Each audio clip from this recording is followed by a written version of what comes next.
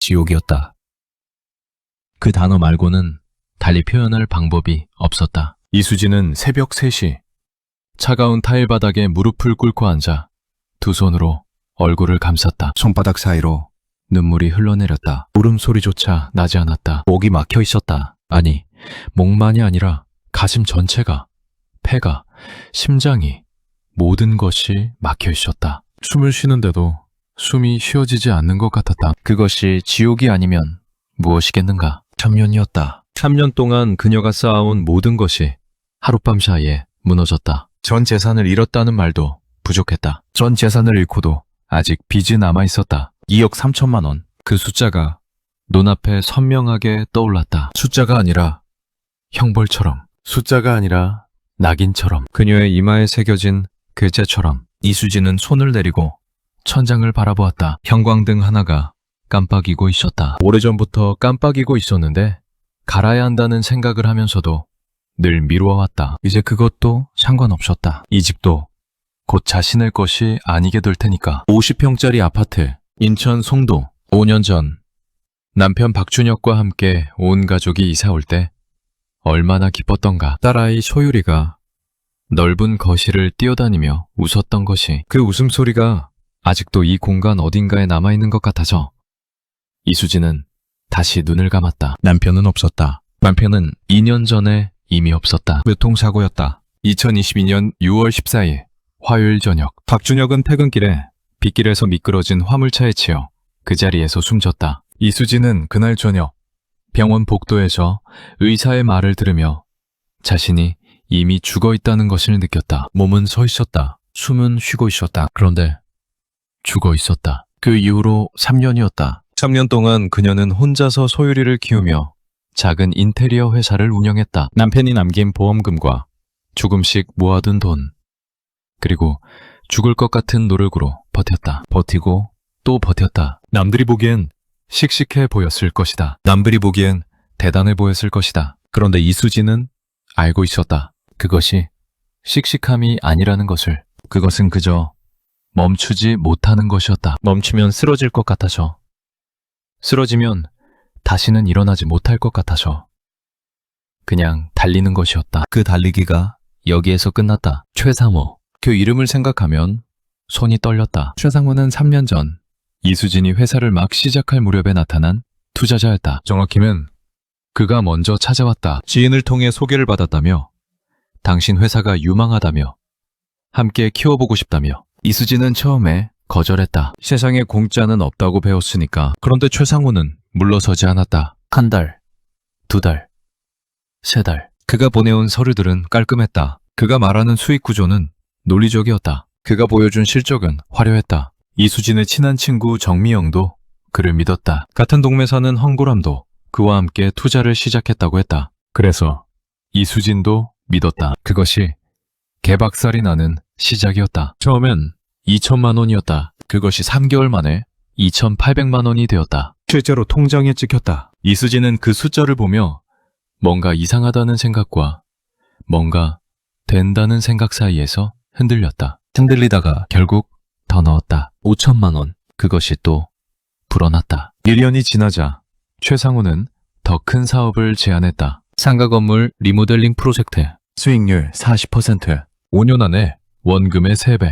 이수진은 그때 아파트를 담보로 대출을 받았다. 1억 5천만 원. 정미영도 함께였다. 황보람도 있었다. 그리고 최상호는 사라졌다. 2024년 3월의 일이었다. 경찰에 신고했다. 경찰은 수사 중이라고 했다. 인사소송을 냈다. 변호사는 시간이 걸릴 것이라고 했다. 시간이 얼마나 걸리냐고 물으니 몇 년이 될 수도 있다고 했다. 이수진은 몇 년이라는 말을 듣고 잠시 멍했다. 몇 년? 지금 당장 이번 달 이자를 낼 돈이 없는데 몇 년? 그날 이후로 이수진은 밥을 잘 먹지 못했다. 소율이 앞에서는 웃었다. 소율이가 학교에서 돌아올 때까지는 괜찮은 척했다. 그런데 소율이가 잠들면 부엌 바닥에 주저앉아 1시간이고 2시간이고 그렇게 있었다. 생각이 왔다. 그냥 모든 것을 내려놓으면 어떨까 하는 그 생각이 찾아올 때마다 이수진은 소율이 방문을 열고 딸의 숨소리를 들었다. 아이는 아무것도 모르고 자고 있었다. 그 숨소리가 이수진을 붙잡았다. 가까스로 그런 밤이 6달 넘게 이어지고 있었다. 이수진의 어머니 최순자는 경기도 여주에 살았다. 72살, 당뇨와 무릎 관절염을 앓고 있었다. 이수진은 어머니에게 아무것도 말하지 않았다. 말할 수 없었다. 어머니는 젊은 시절 내내 고생했다. 아버지가 일찍 세상을 떠난 뒤로 홀로 두 남매를 키웠다. 그 어머니에게 딸이 2억이 넘는 빚을 졌다는 말을, 딸의 모든 것이 무너졌다는 말을 어떻게 할 수 있겠는가. 그래서 이수진은 혼자 지고 있었다. 새벽 3시에 팔바닥은 차가웠다. 그녀는 무릎을 세우고 두 팔로 감싸 안으며 고개를 숙였다. 머릿속이 너무 시끄러웠다. 이자, 대출, 소율이 학원비, 다음 달 관리비, 정미용의 울음소리, 황보람의 분노, 변호사의 조심스러운 목소리, 최상호의 웃는 얼굴, 그 모든 것이 한꺼번에 밀려왔다. 그때 전화기가 울렸다. 새벽 3시에 전화가 울리다니. 이수진은 반사적으로 전화기를 들었다. 모르는 번호였다. 경기도 여주, 스팸일 수 있었다. 그런데 손가락이 먼저 움직였다. 여보세요? 이수진 씨죠? 낮지만 또렷한 여자의 목소리였다. 저는 여주에 있는 기도원 사모예요. 어머님이 여기 계신데 잠깐 쓰러지셨어요. 많이 걱정하지 않으셔도 되는데 일단 오실 수 있으면 오시는 게 좋을 것 같아서요. 이수진은 잠시 말을 잇지 못했다. 어머니가 기도원에 어머니가 쓰러지셨다고. 당뇨가 있으니 혈당 문제였을까? 무릎이 문제였을까? 아니면 더 큰 것이. 이수진은 전화를 끊고 소율이 방으로 달려갔다. 딸의 어깨를 흔들었다. 소율아, 일어나. 할머니한테 가야 해. 소율이는 눈을 비비며 일어났다. 무슨 일이야, 엄마? 할머니가 왜? 이수진은 대답 대신 아이의 외투를 찾아 들고 현관으로 나갔다. 밤이었다. 차갑고 어두운 밤이었다. 이수진은 주차장에서 차에 시동을 걸면서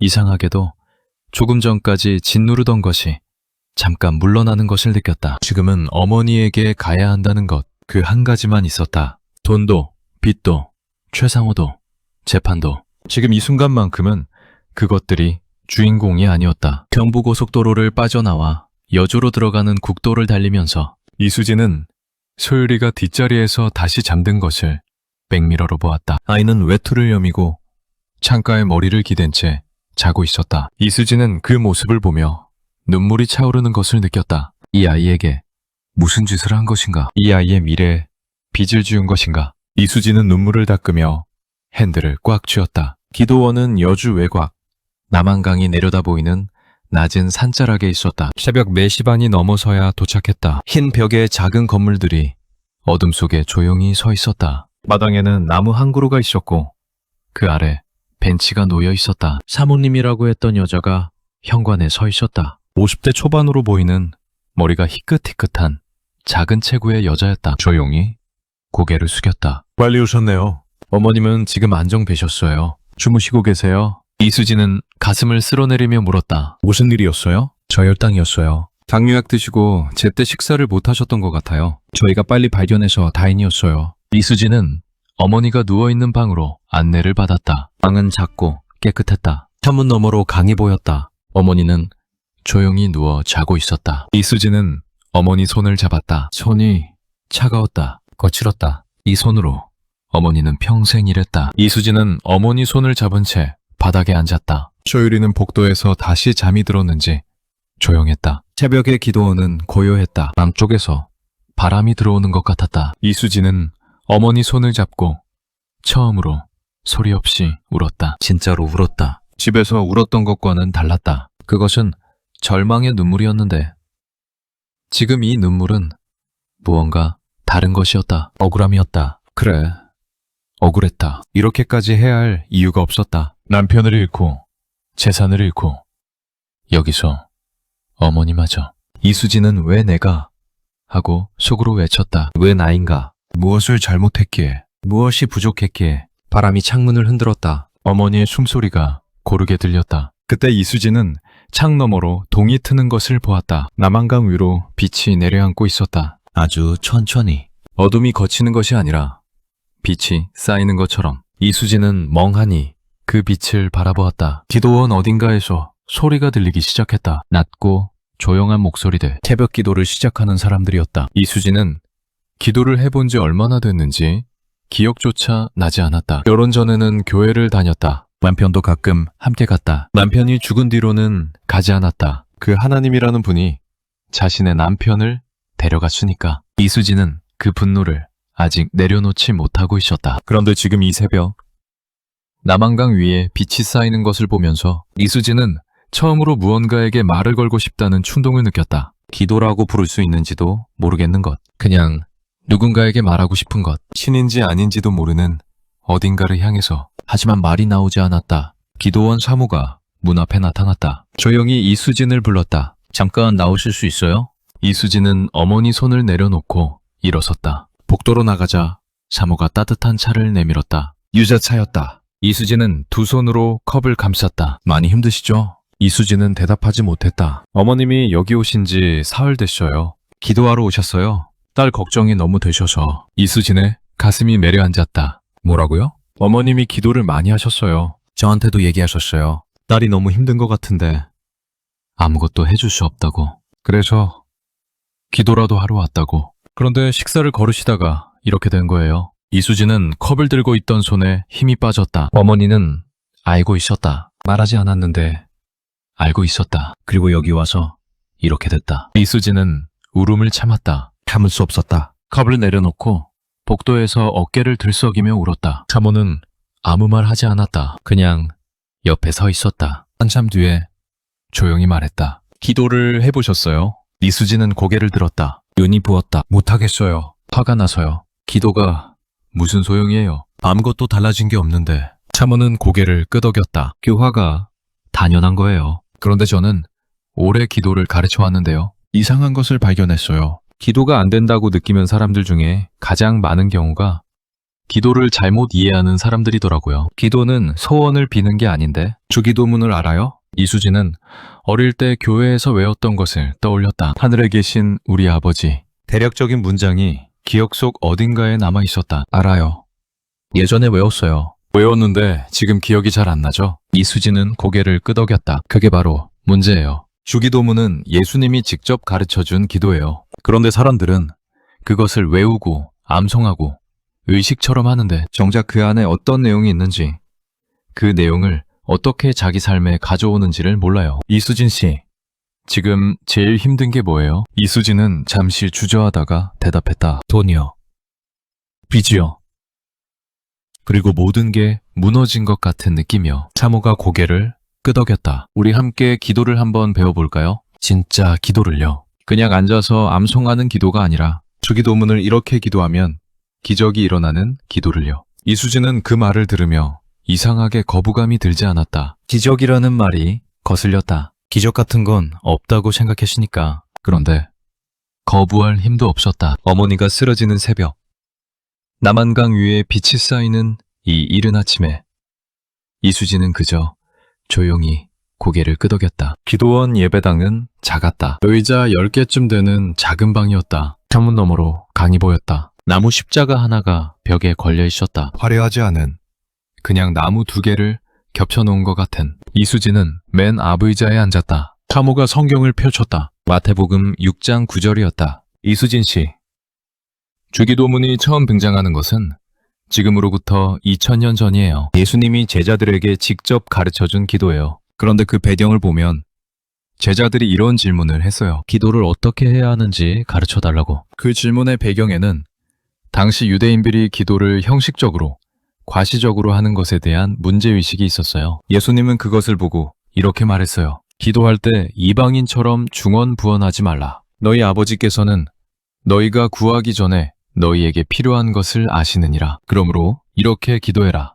하면서 주기도문을 가르쳐줬어요. 이수진은 그 말을 들으며 속으로 이상하게 생각했다. 구하기 전에 알고 있다면 왜 내 상황은 이런가? 알고 있다면 왜 내버려 두는가? 샤먼은 이수진의 표정을 읽은 것처럼 말했다. 지금 속으로 그런 생각하죠. 안다면 왜 이렇게 내버려 두는가? 이수진은 솔직하게 고개를 끄덕였다. 그게 바로 우리가 기도를 잘못 이해하는 지점이에요. 기도는 하나님이 내 상황을 모르니까 알려주는 게 아니에요. 기도는 내가 하나님의 뜻 안으로 들어가는 거예요. 그게 뭔 뜻이냐고요? 주기도문 첫 문장부터 같이 봐요. 하늘에 계신 우리 아버지여. 사모는 잠시 멈췄다. 이수진 씨, 이 한 문장 안에 엄청난 것이 들어있어요. 하늘이라는 말, 우리라는 말, 아버지라는 말, 세 단어가 다 달라요. 하늘에 계신다는 것은 이분이 우주적인 분이라는 거예요. 시간과 공간을 초월한, 그런데 동시에 우리 아버지예요. 우리라는 말을 써요.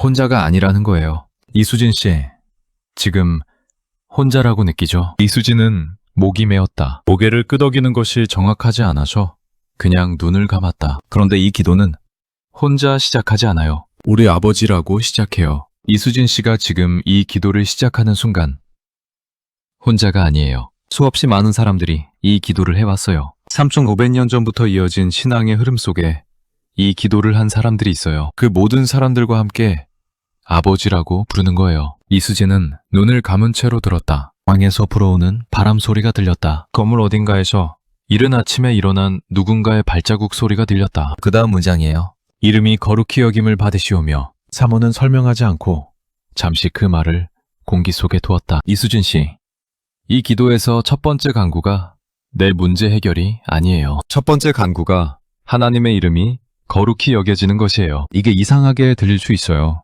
나는 2억이 넘는 빚이 있고 어머니가 쓰러졌는데 기도의 첫 마디가 내 문제가 아니라고? 이수진은 그 말에 정확하게 찔렸다. 그것이 정확하게 자신의 생각이었으니까. 그런데요, 이수진 씨, 이 기도는 이렇게 시작함으로써 우리를 어떤 자리에 세워요? 왜 문제가 중심이 아니라 더 큰 것이 중심인 자리에, 내가 지금 다 알 수 없는 그림 안에 내가 있다는 자리에. 그게 왜 중요하냐면 우리가 가장 힘든 순간에 제일 작아지는 게 시야예요. 돈 문제가 생기면 돈밖에 안 보여요. 빚이 생기면 빚밖에 안 보여요. 억울하면 그 억울함밖에 안 보여요. 그런데 기도는 그 순간에 시야를 넓히는 거예요. 지금 이 문제가 전부가 아니라는 것을 몸이 아니라 영이 기억하게 하는 거예요. 이수진은 눈을 떴다. 창문으로 빛이 들어오고 있었다. 아침이 왔다. 남한강이 빛나고 있었다. 이수진 씨, 사모가 조용히 불렀다. 지금 제일 억울한 것이 뭐예요?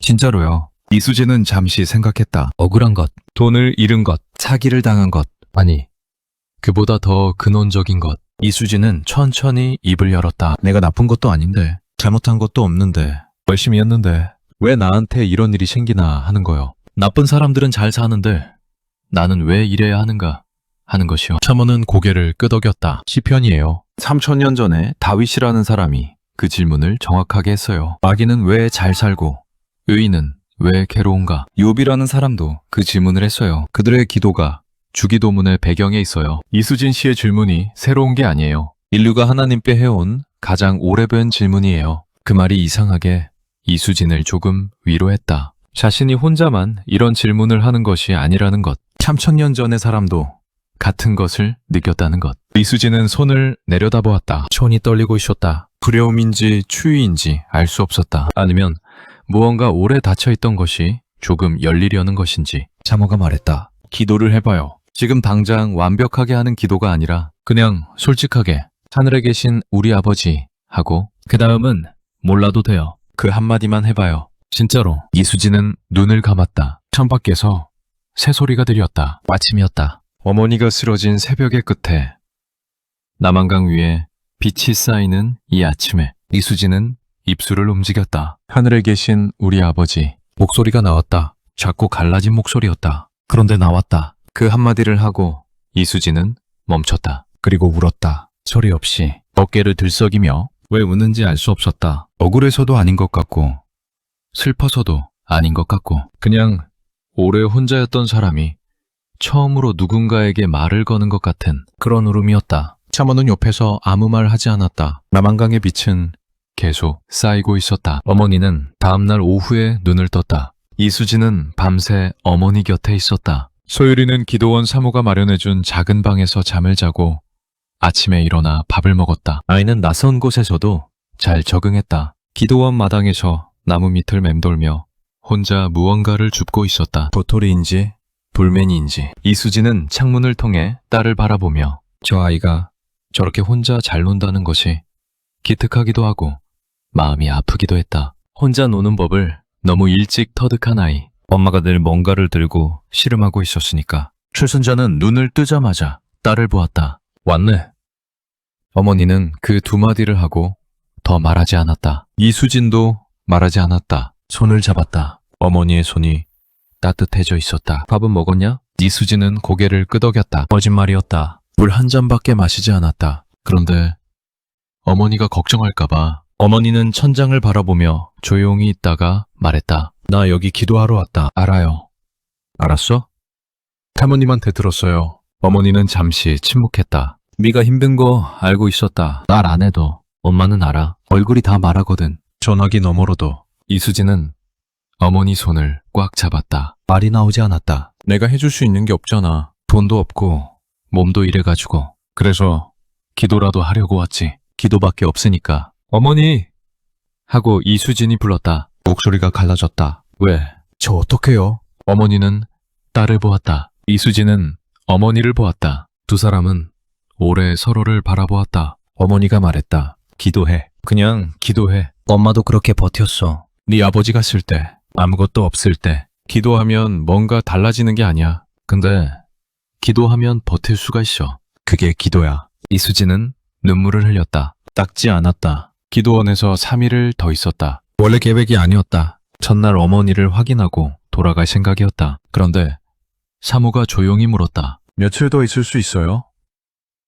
이수진은 회사 일을 생각했다. 사실 지금 회사 일이라고 해봤자 거의 없었다. 최상호 사건 이후로 거래처들이 하나둘씩 연락이 끊겼다. 소문이 났다. 정확하지 않은 소문이 사기를 당한 것이 아니라 사기에 연루된 것처럼, 피해자가 아니라 공범처럼 도는 소문이. 이수진은 그것을 바로잡으려다 지쳤다. 해명하면 할수록 더 이상해졌다. 그래서 그냥 두었다. 그냥 두다 보니 일이 없어졌다. 그래서 며칠이 더 있어도 상관없었다. 소율이는 기도원 마당에서 사모의 딸과 친해졌다. 사모의 딸은 고등학생이었는데 소율이를 귀여워했다. 두 사람이 마당에서 뭔가를 함께하는 것을 보며 이수진은 이상한 강정을 느꼈다다. 소율이가 저렇게 웃는 것을 본 지 얼마나 됐는지. 아이는 엄마 앞에서 조용했다. 엄마가 힘들다는 것을 알아서 조용했다. 아이도 이미 뭔가를 짊어지고 있었다. 그것이 이수진을 가장 아프게 했다. 사모는 매일 아침 이수진과 함께 예배당에 앉았다. 기도를 가르쳐주는 것이라기보다는 함께 앉아있는 것이었다. 이수진은 처음에 그것이 어색했다. 뭔가 가르쳐줄 것이 있으면 가르쳐주고, 뭔가 해결책이 있으면 알려주면 될 것을 왜 그냥 앉아있는지. 그런데 하루 이틀이 지나면서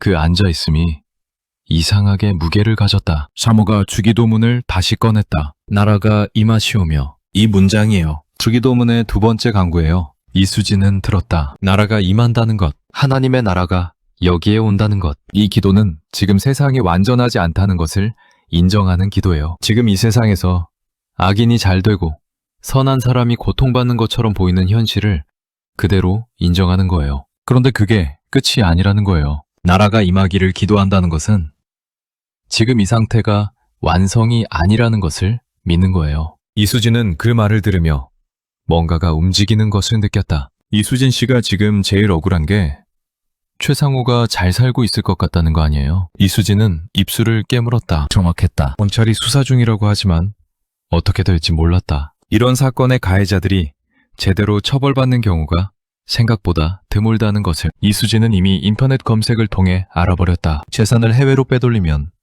서류상 회사를 정리해버리면, 법의 허점을 이용하면. 이수진은 그 생각을 할 때마다 분노가 끌어올랐다. 그 분노가 밤새 잠을 못 자게 했다. 나라가 임하시오며. 이 기도는 그 분노를 억누르라는 게 아니에요. 그 분노를 하나님께 가져가는 거예요. 내가 갚겠다는 것이 아니라 공의가 살아있다는 것을 믿겠다는 거예요. 지금 눈에 보이지 않아도. 이수진은 잠시 생각했다. 믿어지지 않으면요. 사모는 미소를 지었다. 안 믿어질 때 기도하는 거예요. 믿어질 때는 기도 안 해도 돼요. 그 말이 이상하게 이수진의 가슴에 남았다. 기도원에서 돌아온 뒤로 이수진은 조금 달라졌다. 겉으로는 알 수 없었다. 여전히 빚은 있었다. 여전히 재판은 진행 중이었다. 여전히 정미영은 가끔 전화해서 울었다. 여전히 황보람은 분노 가득한 문자를 보냈다. 여전히 회사 일은 거의 없었다. 달라진 것은 하나도 없었다. 그런데 새벽 3시에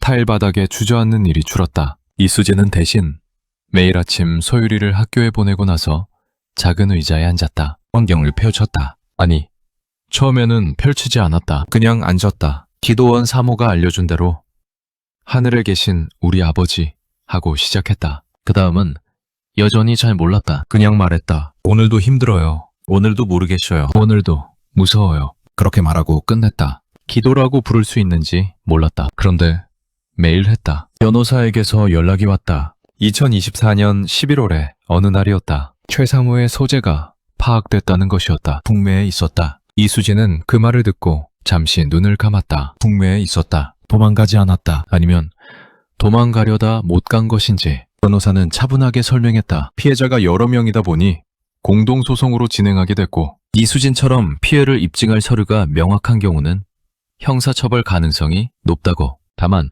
민사배상은 시간이 더 걸릴 것이라고. 이수진은 알겠다고 했다. 전화를 끊고 의자에 앉았다. 형사처벌 가능성이 높다는 말이 위로가 됐다. 동시에 위로가 되지 않았다. 그가 처벌을 받아도 돈이 돌아오는 것은 아닌데, 처벌을 받아도 남편이 돌아오는 것은 아닌데, 처벌을 받아도 지난 3년이 원래대로 되돌아가는 것은 아닌데. 이수진은 그날 기도를 더 길게 했다. 하늘에 계신 우리 아버지, 나라가 임하시오며 뜻이 하늘에서 이룬 것 같이 땅에서도 이루어지이다. 사모가 3번째로 가르쳐준 문장이었다. 뜻이 이루어지이다. 이수진은 처음에 이 문장이 제일 어려웠다. 당신의 뜻이 이루어진다고?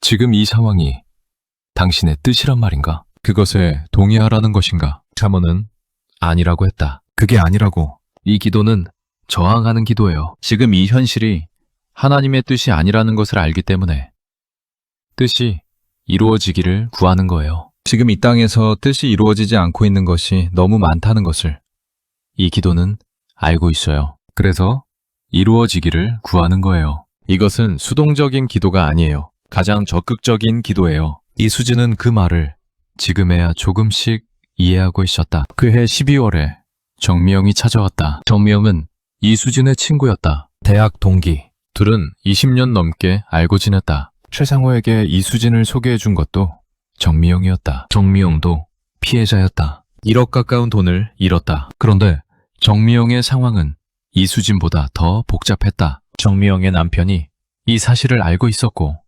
남편이 이혼을 얘기하고 있었다. 정미영은 이수진의 집에 와서 소파에 앉자마자 울기 시작했다. 나 때문이야. 내가 소개해서 네가 이렇게 됐잖아. 이수진은 정미영 옆에 앉았다. 너도 당한 거야. 나는 그래도 돼. 나는 내가 선택한 거니까. 근데 너는 내가 끌고 들어간 거잖아. 이수진은 정미영의 손을 잡았다. 오래 생각했던 것이었다. 처음에는 정미영을 원망했다. 잠깐이었지만 분명히 원망했다. 네가 소개하지 않았다면, 네가 먼저 믿지 않았다면 그 원망이 있었다. 그런데 기도원 이후로 그것이 조금씩 달라지고 있었다. 정미영도 속은 것이었다. 정미영도 잃은 것이었다. 괜찮아. 네 말이 나봐있다.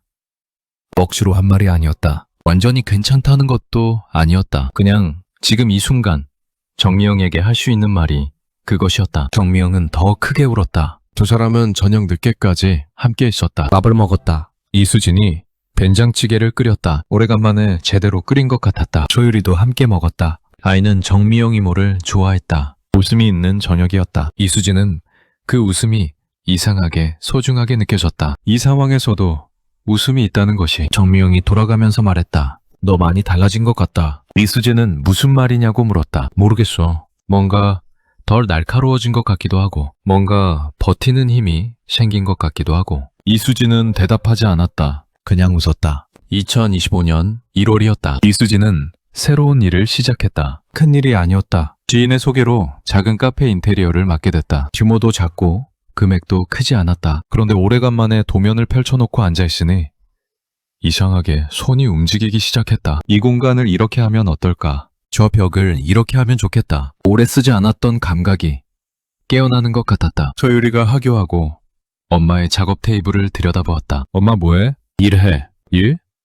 진짜? 소율이는 눈이 커졌다. 이수진은 그 눈빛을 보고 웃음이 나왔다. 그 웃음이 자연스러웠다. 소율이가 옆에 앉아서 숙제를 했다. 이수진은 도면을 그렸다. 두 사람이 나란히 앉아서 각자의 일을 했다. 창밖에서 겨울 햇살이 들어왔다. 이수진은 잠깐 손을 멈추고 그 햇살을 보았다. 따뜻했다. 한겨울이었는데 따뜻했다. 오늘 기도 시간에 이수진은 주기도문의 4번째 문장을 말했다. 오늘날 우리에게 일용할 양식을 주시옵고. 사모가 이 문장을 설명해 줄 때 이수진은 의아했다. 이게 단순히 밥을 달라는 기도냐고 물었다. 사모는 더 넓다고 했다. 일용할 양식이요. 오늘 하루 필요한 것이에요. 1년치를 달라는 게 아니에요. 내일 것까지 달라는 게 아니에요. 오늘 하루 것만. 이 기도는 우리에게 오늘 하루를 사는 훈련을 시켜요. 내일 빚 걱정, 다음 달 이자 걱정, 1년 뒤 어떻게 될까 걱정. 이것들이 다 나쁜 게 아니에요. 그런데 그 걱정이 오늘을 삼켜버리면 안 된다는 거예요. 오늘 하루 필요한 것을 구하는 기도는 오늘 하루를 살아내는 기도예요. 이수진은 그 말을 들으며 자신이 지난 3년을 어떻게 살았는지 생각했다. 오늘 미래의 걱정 속에서 살았다. 오늘이 없었다. 오늘이 있어도 오늘을 살지 못했다. 그 말이 정확하게 맞았다. 오늘 하루, 카페 도면을 그리는 오늘, 소율이가 옆에서 숙제를 하는 오늘, 겨울 햇살이 창으로 들어오는 오늘. 이수진은 다시 연필을 들었다. 2025년 2월 말이었다. 재판이 진행되고 있었다. 최상호에 대한 형사 재판이었다. 검사 측에서 이수진에게 증인 출석을 요청했다. 이수진은 변호사와 상의했다. 법정에서 말한다는 것이 두려웠다. 최상호의 얼굴을 다시 봐야 한다는 것이 두려웠다. 그날 밤 이수진은 오래 기도했다. 우리가 우리에게 죄 지은 자를 사하여 준 것 같이 우리 죄를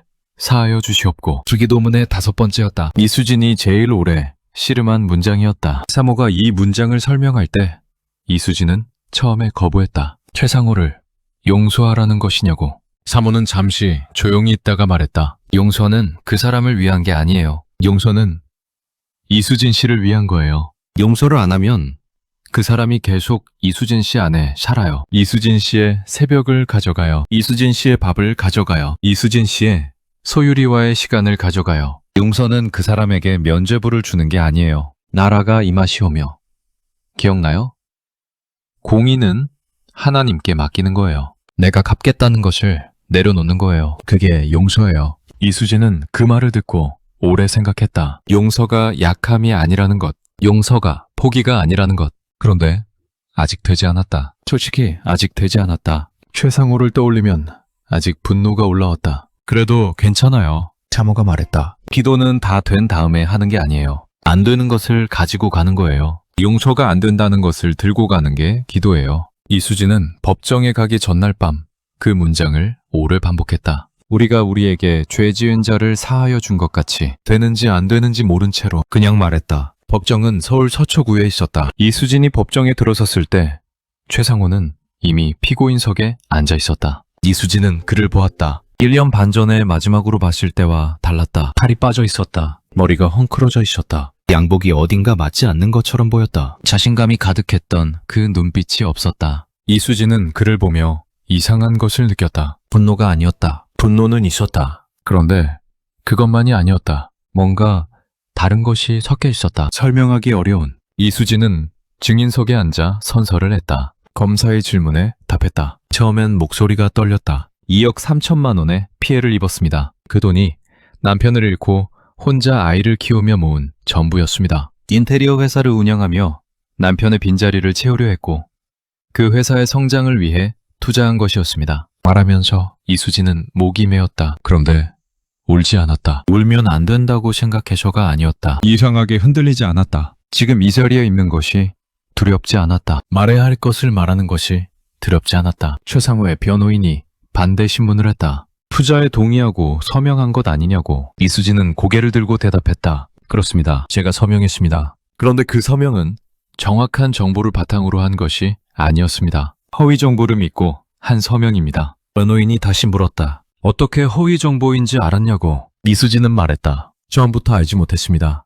그것이 이 사건의 본질입니다. 법정이 조용했다. 이수진은 증언을 마치고 방청석으로 나왔다. 재판은 계속됐다. 이수진은 판결이 나는 날이 얼마나 걸릴지 모른다는 것을 알았다. 아직 갈 길이 멀었다. 그런데 오늘 이 자리에서 말을 했다는 것이, 도망가지 않았다는 것이, 그것이 이수진에게 무언가를 남겼다. 법원을 나오며 이수진은 하늘을 올려다보았다. 이월의 하늘이었다. 차갑고 파랬다. 구름이 빠르게 지나가고 있었다. 이수진은 잠깐 그 하늘을 보며 속으로 말했다. 보고 계시죠? 질문이었다.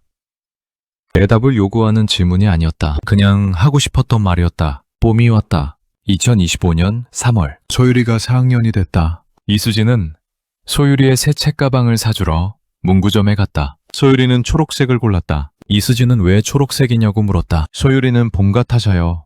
하고 대답했다. 이수진은 그 대답에 웃음이 났다. 봄 같은 초록색. 아이는 아직 그런 말을 하는 나이였다. 카페 인테리어가 완성됐다. 건물주가 만족했다. 지인을 통해 소개해주겠다고 했다. 두 번째 일이 들어왔다. 세 번째 문의도 왔다. 작은 것들이었다. 그런데 작은 것들이 쌓이기 시작했다. 이수진은 그것을 기적이라고 부르지 않았다. 기도원 사모가 했던 말이 생각났다. 기적은 하늘에서 갑자기 뚝 떨어지는 것이 아니에요. 기적은 막혀있던 것이 조금씩 열리는 거예요. 굳어있던 것이 부드러워지는 거예요. 죽어있던 것이 살아나는 거예요. 그게 기적이에요. 이수진은 그 말을 생각하며 세 번째 문의 전화를 받았다. 그 무렵 이상한 일이 생겼다. 최상호의 어머니에게서 연락이 왔다. 처음엔 문자였다. 이수진 씨, 저는 최상호의 어머니입니다. 한 번만 만나주시겠어요? 이수진은 그 문자를 보고 핸드폰을 내려놓았다. 왜 만나야 하는가? 무슨 말을 들어야 하는가? 최상호의 어머니가 무슨 죄가 있는 것은 아니었다. 그런데 만나고 싶지 않았다. 그 문자가 사흘 동안 이수진의 머릿속에 있었다. 기도 시간에도 그 문자가 떠올랐다. 이수진은 속으로 물었다. 만나야 하나요? 대답은 없었다. 항상 대답은 없었다. 기도는 응답이 바로 오는 것이 아니었다. 사모가 그렇게 말했다. 기도는 대화예요. 대화는 바로 답이 오는 게 아니에요. 그냥 계속 이어가는 거예요. 나흘째 되는 날 이수진은 다시 문자를 보았다. 그리고 답장을 썼다. 한번 만나겠습니다. 왜 그 답장을 썼는지 이수진은 자신도 잘 몰랐다. 용기가 생겨서도 아니었다. 뭔가 해야 할 것 같아서도 아니었다. 그냥 그 문자를 사흘 동안 품고 있다 보니 만나지 않으면 이 사람도 계속 내 안에 있을 것 같아서였다. 그 사람도 매려놓기 위해서. 약속 장소는 이수진이 정했다. 여주였다. 기도원 근처의 작은 카페였다. 이수진이 왜 여주를 골랐는지 스스로도 잘 몰랐다. 최상호의 어머니는 70대 초반이었다. 작고 마른 여자였다. 이수진이 카페에 들어서자 이미 자리에 앉아 있었다. 고개를 깊이 숙였다. 이수진은 맞은편에 앉았다. 두 사람은 한동안 말을 하지 않았다. 최상호의 어머니가 먼저 입을 열었다. 죄송합니다. 제 아들이 한 일이... 죄송합니다. 이수진은 그 말을 들으며 뭐라고 해야 할지 몰랐다. 괜찮다고 말할 수 없었다. 괜찮지 않으니까. 그렇다고 당신 아들 때문에 내 인생이 망했다고 말할 수도 없었다. 눈앞에 이 노인에게 이수진은 조용히 물었다. 왜 만나자고 하셨어요? 최상호의 어머니는 손을 모아 쥐었다. 제 아들이 감옥에 가게 될 것 같아요. 그게 당연한 거라는 거 알아요. 근데 그 전에 피해자분들한테 직접 사죄를 하고 싶었어요. 아들을 대신해서요. 아들이 못하니까 제가 하는 거예요. 이수진은 그 말을 들으며 눈이 뜨거워졌다. 울고 싶지 않았다. 그런데 눈이 뜨거워졌다. 이수진은 카페 창밖을 보았다. 남한강이 보였다. 여기서도 강이 보였다. 기도원에서 처음 기도할 때 보였던 그 강이. 이수진은 천천히 입을 열었다. 저는 아직 용서가 다 된 것은 아니에요. 솔직히요. 최상호의 어머니는 고개를 끄덕였다. 그게 당연하죠. 그런데 한 가지는 말씀드릴 수 있어요. 저는 이 일을 통해서 뭔가를 다시 시작한 것 같아요. 잃은 것이 있는데 그것보다 더 중요한 것을 찾은 것 같기도 해서요. 그게 뭔지는 아직 다 모르겠어요. 최상호의 어머니는 한참 이수진을 바라보다가 말했다. 참 단단한 분이네요. 이수진은 고개를 저었다. 단단한 게 아니에요. 그냥 버티는 거예요. 기도하면서요. 창밖으로 남한강이 흘렀다. 봄이었다. 강 위로 빛이 쌓이고 있었다. 기도원 새벽에 처음 보았던 그 빛과 같은 빛이었다. 이수진은 그 빛을 보며 아직 끝나지 않았다는 것을 알았다. 재판도 끝나지 않았고 빛도 끝나지 않았고 이 이야기도 끝나지 않았다는 것을. 그런데 이상하게 그것이 두렵지 않았다. 끝나지 않아도 괜찮다는 것을. 오늘 하루 일용할 양식처럼 오늘 하루를 버티면 된다는 것을. 이수진은 천천히 손을 내려다보았다. 손이 떨리지 않았다. 2025년 5월이었다. 한결이 났다. 변호사에게서 전화가 온 것은 목요일 오후였다. 이수진은 마침 세 번째 인테리어 현장에 있었다. 홍대 근처의 작은 옷가게였다. 역지 색깔을 두고 건물주와 이야기하던 중이었다. 전화기가 울렸다. 변호사의 이름이 떴다. 잠깐 실례할게요.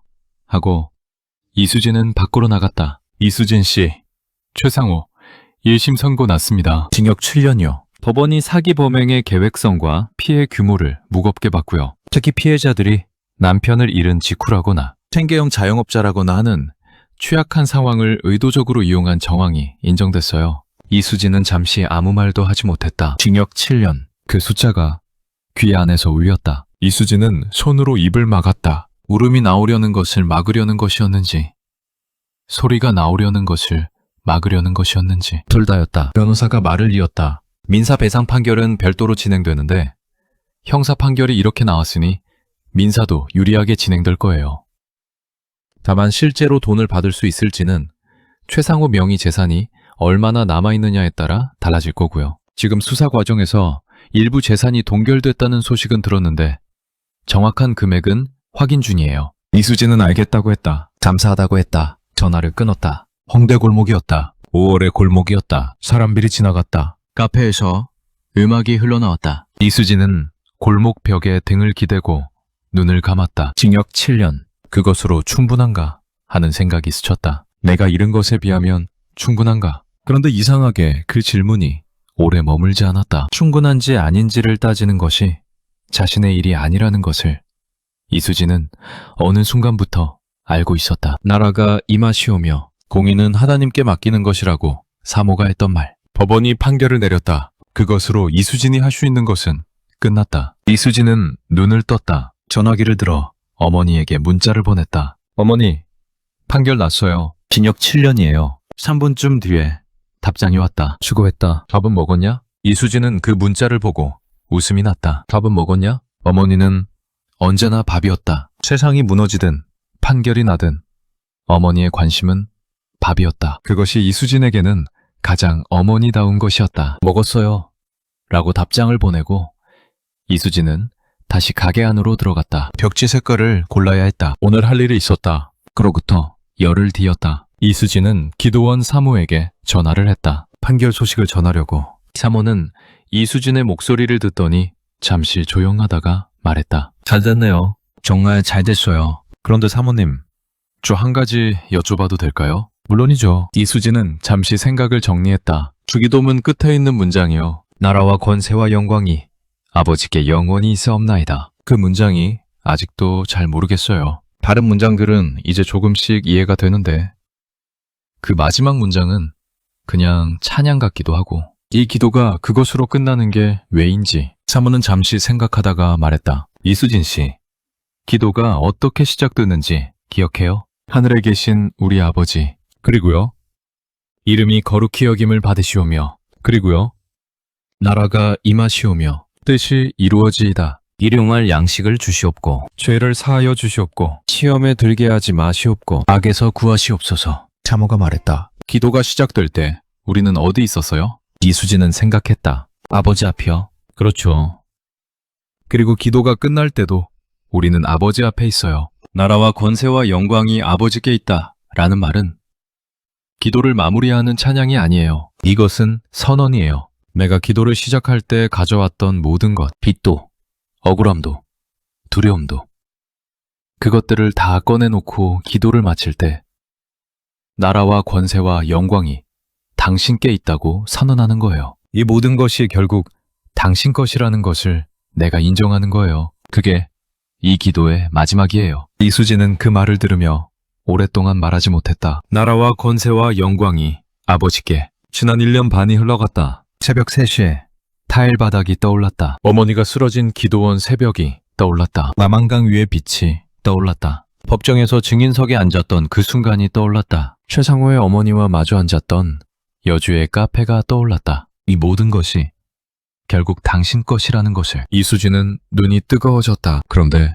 울지 않았다. 감사합니다, 사모님. 이수진 씨, 잘하고 있어요. 정말로. 6월이 됐다. 남편 박준혁의 3주기였다. 이수진은 소율이와 함께 납골당에 갔다. 인천에 있는 작은 납골당이었다. 두 사람은 말없이 박준혁의 자리 앞에 섰다. 소율이가 아빠한테 말을 했다. 아빠, 나 4학년 됐어. 초록색 책가방 사줬어. 엄마가. 이수진은 그 말을 들으며 눈물이 났다. 닦지 않았다. 소율이가 이수진을 올려다보았다. 엄마 울어? 왜?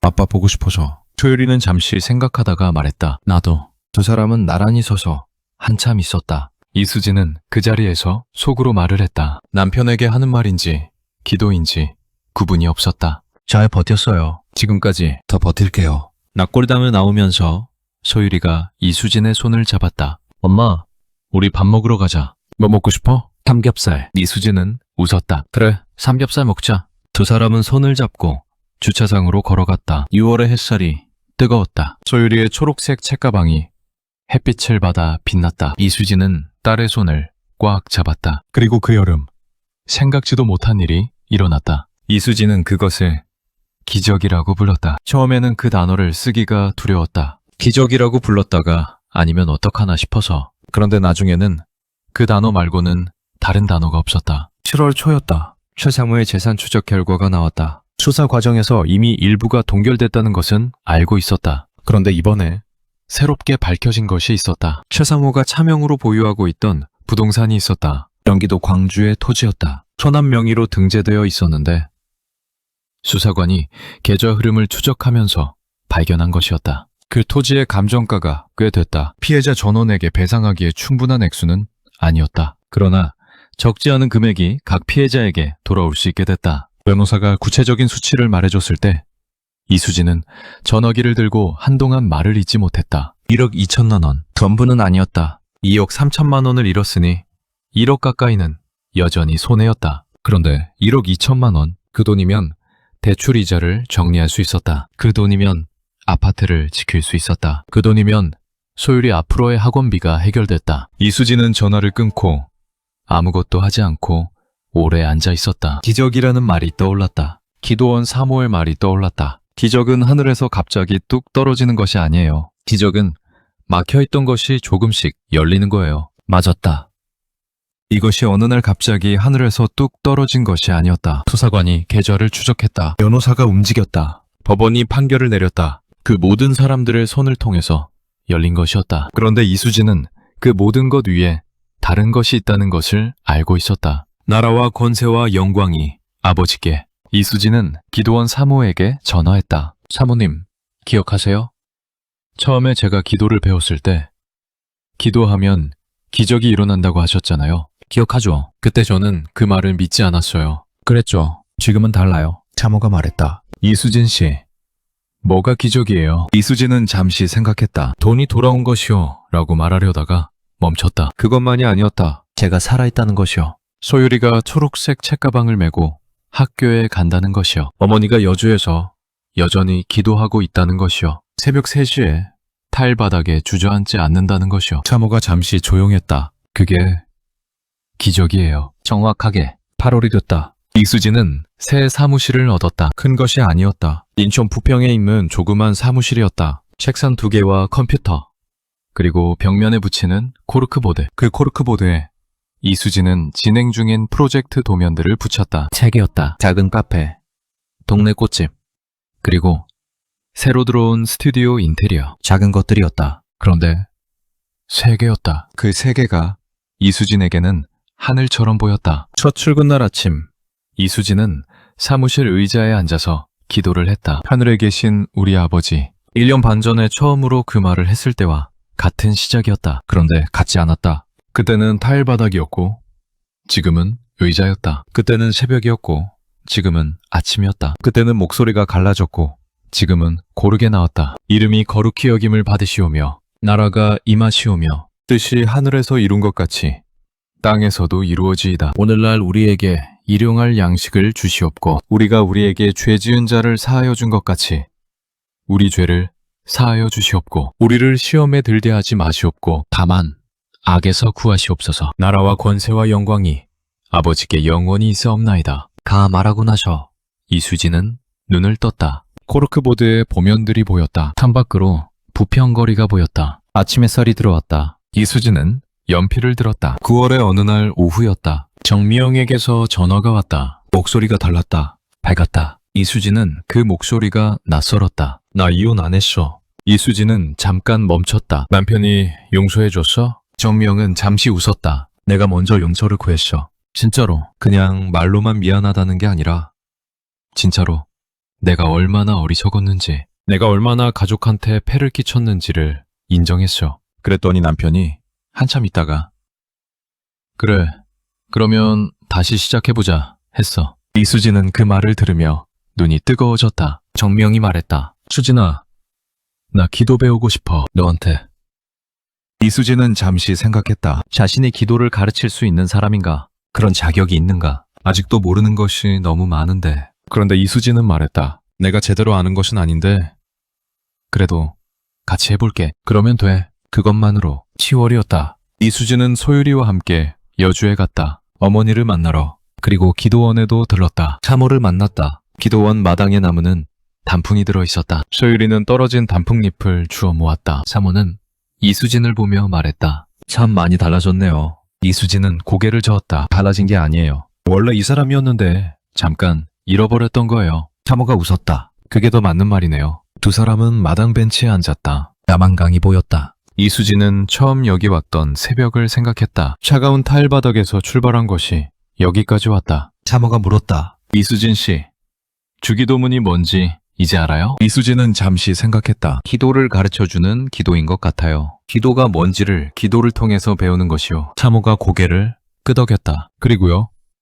이수진은 강을 바라보며 말했다. 혼자가 아니라는 것을 기억하게 해주는 기도요. 하늘에 계신 우리 아버지라고 시작하니까. 그리고 오늘 하루를 살게 해주는 기도요. 일용할 양식처럼. 그리고 끝날 때 내가 받은 것보다 더 큰 것이 있다는 것을 선언하는 기도요. 나라와 권세와 영광처럼. 참호가 말했다. 이수진 씨가 이제 가르칠 수 있겠네요. 이수진은 웃었다. 아직 멀었어요. 그러면 돼요. 아직 멀었다는 것을 아는 사람이 가르칠 수 있어요. 다 안다고 생각하는 사람은 못 가르쳐요. 그리고 이수진이 예상하지 못한 일이 마지막으로 하나 더 있었다. 11월의 일이었다. 최상호의 어머니에게서 다시 연락이 왔다. 편지였다. 손으로 쓴 편지. 이수진은 봉투를 뜯으며 이상하게 손이 떨리지 않았다. 예전이라면 이 이름만 봐도 손이 떨렸을 텐데. 편지를 읽었다. 편지에는 최상호가 구치소에서 쓴 편지가 동봉되어 있었다. 어머니가 아들에게 이수진의 이야기를 했다고 했다. 최상호가 어머니에게 부탁해서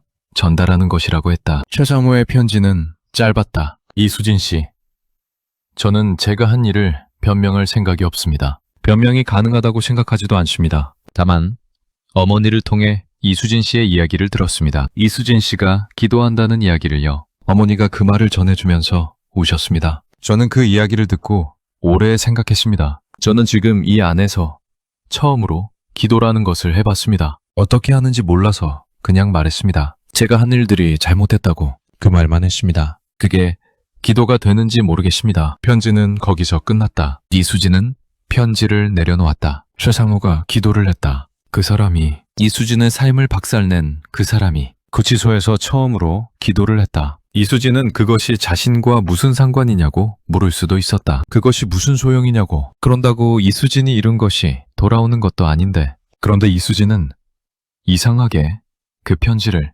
오래 바라보았다. 하늘에 계신 우리 아버지. 그 기도는 우리라고 시작했다. 나 혼자가 아니라 우리. 이수진이 기도할 때 함께하는 그 우리 안에 구치소에서 처음으로 말을 꺼낸 최상호가 있는 것인지. 이수진은 그 생각이 들자 이상한 감정을 느꼈다. 분노도 아니고 용서도 아닌 그것보다 더 큰 무언가. 설명할 수 없는 것. 이수진은 편지를 접어서 서랍에 넣었다. 그리고 의자에 앉아서 기도를 시작했다. 하늘에 계신 우리 아버지. 그해 겨울이 왔다. 이수진은 새벽에 일어나도 더 이상 타일 바닥에 주저앉지 않았다. 새벽에 눈이 떠지면 의자에 앉아 기도를 했다. 내일이 아닐 때도 있었다. 너무 피곤한 날은 그냥 잤다. 기도를 못한 날에 자책하지 않았다. 타모가 그렇게 말했다. 기도를 못한 날이 있어도 괜찮아요. 하나님은 이수진 씨가 기도를 완벽하게 하는 사람이 되길 바라는 게 아니에요. 그냥 계속 대화하는 사람이 되길 바라는 거예요. 이수진은 그 말을 좋아했다. 계속 대화하는 것.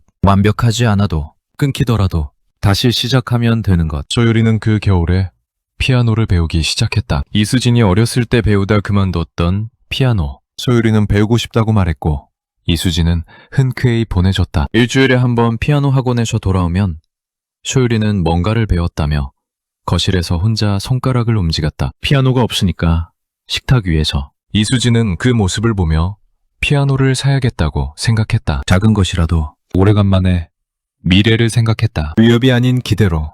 2025년 12월의 마지막 날이었다. 이수지는 혼자 예배당에 갔다. 기도원이 아니라 동네 교회였다. 2년 넘게 가지 않았던 교회. 이수지는 예배에 참석하지 않았다. 저녁 예배가 끝난 뒤 사람들이 다 나가고 빈 예배당에 들어갔다. 관리 집사님이 잠깐 있다가도 된다고 했다. 예배당은 조용했다. 나무 의자들이 줄지어 있었다. 강대상 위에 십자가가 있었다. 작은 조명이 십자가를 비추고 있었다. 이수지는 맨 앞 의자에 앉았다. 1년을 돌아봤다. 2025년, 남편을 잃은 지 3년, 타기를 당한 지 2년, 기도원에서 처음으로 기도한 지 1년.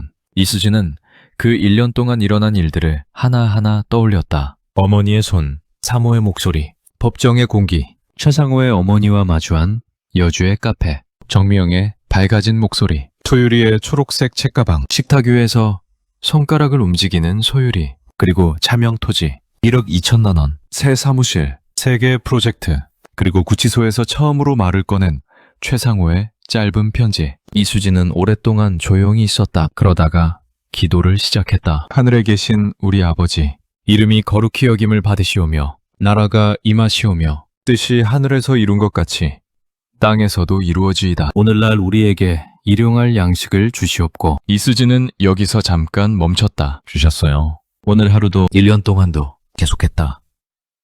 우리가 우리에게 죄 지은 자를 사하여 준 것 같이 우리 죄를 사하여 주시옵고. 또 멈췄다. 다 된 것은 아직 아닌데 조금씩 되고 있는 것 같아요. 도와주세요. 우리를 시험에 들게 하지 마시옵고 다만 악에서 구하시옵소서. 이수지는 눈을 뜨지 않은 채로 잠시 있었다. 그리고 마지막 문장을 말했다. 나라와 권세와 영광이 아버지께 영원히 있사옵나이다. 그 선언을 하고 나서 이수지는 눈을 떴다. 십자가가 보였다. 조명이 그것을 조용히 비추고 있었다. 빈 예배당이 고요했다. 이수지는 자리에서 일어섰다. 밖으로 나오자 겨울바람이 얼굴에 닿았다. 차가웠다. 그런데 싫지 않았다. 이수지는 잠깐 발걸음을 멈추고 하늘을 올려다보았다. 겨울 하늘에 별이 있었다. 도시의 하늘이었는데 별이 보였다. 별이 저렇게 있었던가 하고 이수지는 생각했다. 늘 있었을 텐데 보지 못했던 것인지. 집에 가면 소율이가 기다리고 있었다. 소율이는 아마